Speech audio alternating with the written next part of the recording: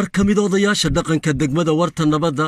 gaar ahaan kuwa degan waaxda Generaal Daawud ayaa cabasho ka muujiyay lacaga ay sheegeen inay yihiin kuwa sharci darro ah oo uu ku soo rogay maamulka warta nabadda inay bixiyaan dadka degan waaxdaasi.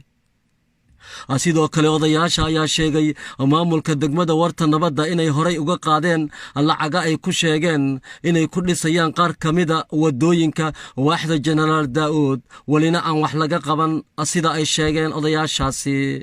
waxgaradkan ayaa ka codsaday madaxweynaha dawladda federaalka Soomaaliya iyo gudoomiyaha gobolka Banaadir inay arrintan wax ka qabtaan. وكوان قار كميدا odayaasha degan waaxda Generaal Daawud ee degmada warta nabadda oo TV-ga Universal la hadlay degmada wardhiigley taasoo sanadka hore naga qaaday lacag fooq aqli ah ay natiijada ku dhisaa oo bilixdeeda ku yaalo oo ku arki doontaan kaamirada intaanaan meeshan fadhiso waxaan isku raacsanahay lacagtaan la leeyahay waddo waxaa lagu dhisaa maxamuud carbi ku taal oo 600 ah oo 3 bilood min 200 laga rabo ma dhiibi kari ma haayo anaa mararka qaarkood dabkayga bashidi waay barakaca dadka ku yimid ma aha anaga waxaa barakacsan ninka degan magaalada naftiisa xagee wax ka soo galaan sicirka cirku isku shareeray marka waxaan weydiisanaynaa waxaan xaq u leenahay wax daraan ma rabno labadan wado oo masawir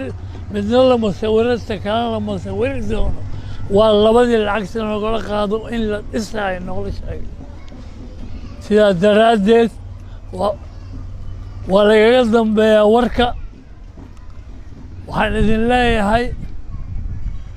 aan iska warqabno annaga iyo duq magaalo madaxdu ma wada xuma minay gobol tahay minay deegaan tahay in hoos wax loo dhaqo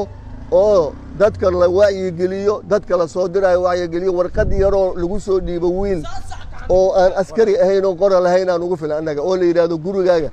ma taqaana imaaw degmada waana imaahayna marka waxaan inay warkayna la maqlo